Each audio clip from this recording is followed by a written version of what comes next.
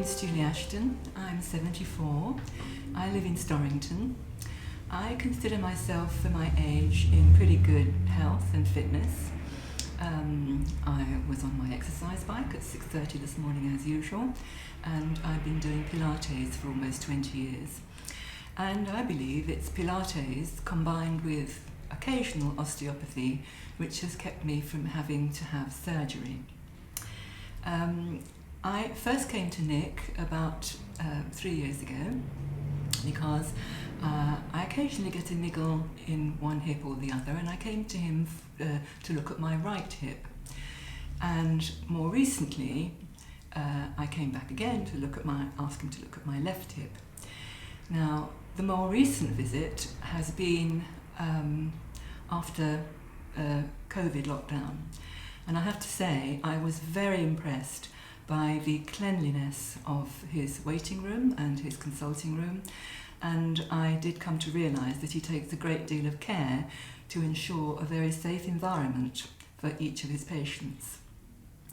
I first came to Nick actually simply because he was very convenient for me to walk to from where I live. But I was also conscious of the fact that his rooms are opposite the main car park in Storrington, so I could, if I needed to, combine that with a shopping trip at Waitrose. His manner is always calm and attentive. As a new patient, he will sit down and go right through one's complete health history. He's extremely approachable and he's very kind.